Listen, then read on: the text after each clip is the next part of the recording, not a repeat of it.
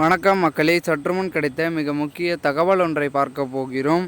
கடைசி நேரத்தில் ஸ்டாலினுக்கு ஏற்பட்ட பரபரப்பு திடீர் தகவல்.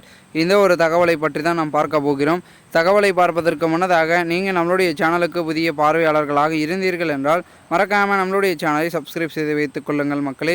தற்பொழுது தேர்தல் முடிந்து மிகுந்த ஒரு எதிர்பார்ப்பில் அனைத்து கட்சிகளும் இருந்து கொண்டிருக்கிற சமயத்தில் திராவிட முன்னேற்ற கழகத்திற்கு இது பெரும் இடியாகத்தான் இருக்கும் அப்படின்றதும் ஒரு பக்கம் அரசியல் வட்டாரங்களில் பேசப்பட்டு கொள்வதை நாம் காண்பித்து வருகிறோம்.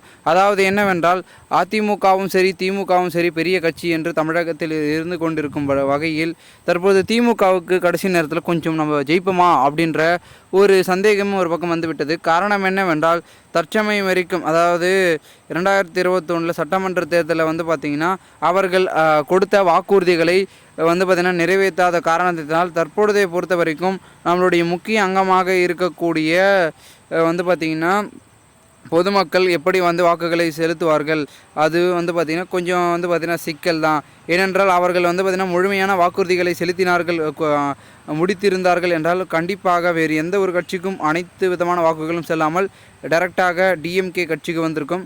ஆனால் அவர்கள் செய்யாமல் தம்முடைய கட்சியின் வளர்ச்சிக்காகவும் தம்முடைய செயலாளர்கள், அமைச்சர்கள், நிர்வாகிகள் வளர்ச்சிக்காகவும் தம்முடைய குடும்பத்தின் வருமானத்திற்காகவும் செயல்பாடுகளை ஈடுபட்டியதன் காரணமாக தற்பொழுதைய பொறுத்த வரைக்கும் திராவிட முன்னேற்ற கழகம் பெரும் விதத்தில் ஒரு சில இடங்களில் வாக்குகள் என்பது சரிவதற்கு வாய்ப்பு என்பது அதிகமாகவே இருக்கிறது என்று பார்க்கப்படுகிறது.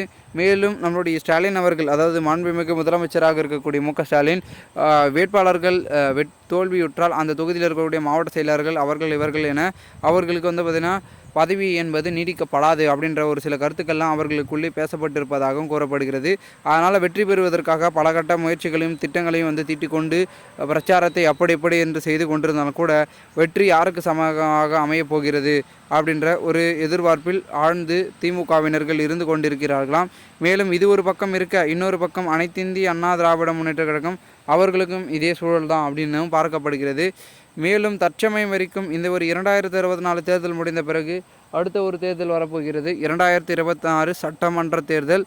அதில் யார் வெற்றி பெறப் போகிறார்கள்? மீண்டும் திமுக வருமா, இல்லை அதிமுகவா, இல்லை என்ற பார்த்திங்கன்னா பலவிதமான குழப்பங்கள் ஒரு பக்கம் நீடிக்க என்ன நடக்கப் போகிறது என்பதை நாம் பொறுத்திருந்து பார்க்கலாம் என்பதனை இப்போ அடுத்தடுத்த காணொலியில் சந்திக்கலாம். மேலும் இதுபோன்று நீங்கள் அரசியல் சார்ந்த காணொலிகளாம் தினசரி தெரிந்து கொள்ள சேனலை சப்ஸ்கிரைப் பண்ணுங்கள். நன்றி.